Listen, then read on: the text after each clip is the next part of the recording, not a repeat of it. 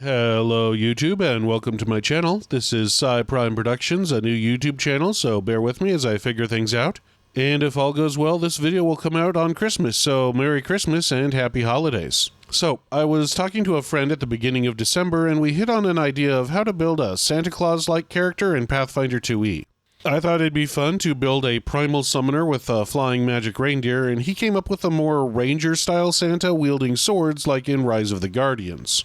Anyway, that conversation over Discord struck me, and I started to think about it for a while, and I realized something. Santa is often associated with the Fae. Sure, yes, of course I know about the whole Christian Christmas thing. I know about the legend of the real St. Nicholas and his acts. I'm not trying to downplay them. I'm not an idiot. But a lot of stories, modern stories about Santa, involve Fae creatures. There's the Rankin-Bass classic, Santa Claus is Coming to Town, where young Claus is found by a group of little folk. The narrator says that they're elves, but they're short and have rounded ears and look a lot more like gnomes to me, and gnomes are associated in Pathfinder with the Fae world. There's also The Life and Adventures of Santa Claus, a 1902 book that was adopted into a film twice, one stop motion and one animated. In this version of events, Santa is found in an abandoned forest and taken in by a council of what are essentially Fae. Sure, they're called immortals, but I mean they're supernatural immortal forest spirits. They're Fae, come on. Eventually, spoiler alert, the immortals make Santa one of them at the end of the movie so he can keep delivering toys to children into the future. Lastly, anyone familiar with the Dresden Files will know about the being labeled as Kringle. Kringle is the Santa Claus of the Dresdenverse. He's sort of Fae adjacent. Essentially, he's a supernatural entity who, during the winter months, takes on the guise of being Santa Claus and works for the Winter Fairy Court, so there you go. So I hear you asking, the Santa Fae link in popular culture is established, so what? Well, when I thought about it, I realized that powerful Fae in Pathfinder called Eldest can have clerics of their own just like normal gods like Sarenrae, Pharasma, and Zon-Kuthon. So, if Santa's a powerful Fae, then it stands to reason you can make a cleric of Santa Claus. And what would that look like? Well, I statted one up. Those who know Pathfinder know that statting up a deity is actually super easy. There's a formula and everything. You just plug in stuff and you're good to go. So, let's see how I did it. So first off, I'm going to rename him just so we aren't injecting actual Santa Claus into Golarion. Some lore people might have a problem with that.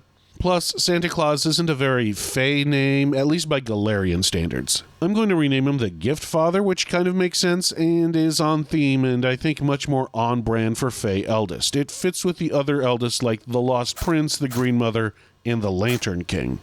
So for the Gift Father, we need an area of concern, or what Dungeons & Dragons calls a portfolio. This doesn't have any mechanical benefit, it's just kind of what the Gift Father is in charge of. I think good areas of concern are gift-giving, midwinter festivals, joy, wonder, and toys. Next, we need Edicts and Anathema, or the do's and don'ts of following the Gift Father. If clerics of his break these rules, they could lose his favor and their spellcasting. If Edicts and Anathema ever contradict each other, Anathema, or the do-nots, take priority. So what are the Edicts and Anathema of Santa Claus, or rather the Gift Father? Well, we could sit here and argue all day, but from where I sit, I suggest something like: Edicts: bring joy to children, give gifts, and lead with kindness and understanding. For Anathema, or the don'ts, I think a good set would be: don't ever hurt an undeserving child, don't ever break a toy with an intent to cause suffering, don't ever cast nightmare or use similar magics to corrupt dreams. Remember, Santa is all about visions of sugar plums dancing in your head.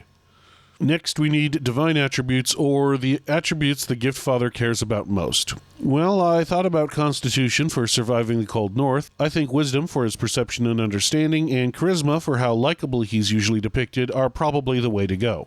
Next, we tackle Devotee Benefits, or the things clerics get from him. First of all deities add 3 spells to their cleric's spell list that normally clerics don't get, and one of them is always a first level spell. There's a bunch you could choose from, but I choose the first level spell Mending for fixing broken toys. For the other 2 spells, the 6th level spell Scrying to, well, see when you're sleeping and know when you're awake, and lastly the 8th level spell Migration would, with a little tweaking and GM permission, allow an entire party to turn into flying reindeer. Actually, you have to be a small creature when you use migration, so young flying reindeer? What's the appropriate term for baby reindeer? Calves? I think it's calves. Anyway, you see my point.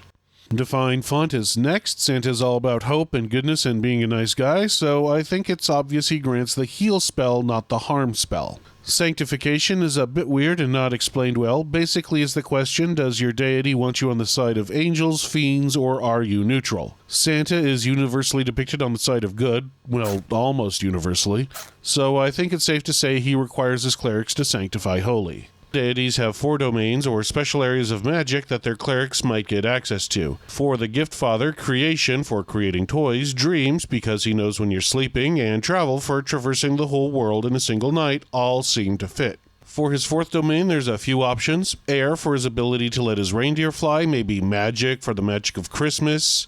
I can also see family, protection, or passion. If we opened up the expanded pre-remaster list of domains, there's cold and vigil as well. Let me know in the comments what you think his 4th domain should be. Lastly, there's his favorite weapon, and this also depends on your depiction of Santa. A lot of Santas, I think, would probably have the maybe whip for the reins in his reindeer, club to represent a candy cane. The Rise of the Guardian Santa might have a sword or scimitar. Again, let me know in the comments below.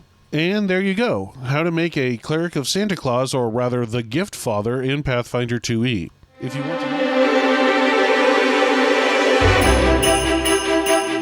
you want to use this, I give you permission, just run it by your GM. New Eldest are always popping up in the first world, so it's not like it breaks lore to have another Fey Eldest running around.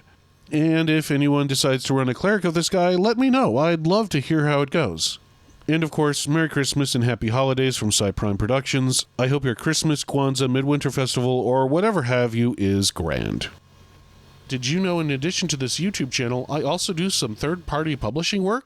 Well, I just got my 3rd product published under Eldritch Osiris Games using the Pathfinder Infinity license. Hey, do you like the idea of the deck of many things, but worry it will ruin your campaign by irrevocably ripping a character's mind from their body? Do you like the idea of having some fun with some chaotic magical cards, but dislike the unfortunate implications of the deck brainwashing people? Well, enter the Midwinter Festival deck. This deck is less exploitable, available at level 10, and largely ignores any of the problems of that other deck. It also has a detailed backstory of who invented the deck and why each card was made. Check it out at pathfinderinfinite.com or DriveThruRPG, links in the description. And while you're there, consider my other 2 offerings, a gazetteer on new NPCs and items about a summertime festival called the Sun Solstice Jubilation. Also, check out my series of 4 short adventures that can be modified to be used in your campaign from levels 1 to 20. These short adventures are designed to be an hour to hour and a half long and can be inserted into most campaigns. This one is called the Tales from the Road. Both of these are available at the same website. Hey, I now have a X account and an Instagram account. Check them out, links in the descriptions below. If you like this channel and want to see it grow, please like, subscribe, and comment. That tells YouTube and me that you would like to see more of this kind of content. Until then, thanks, good luck, and happy gaming.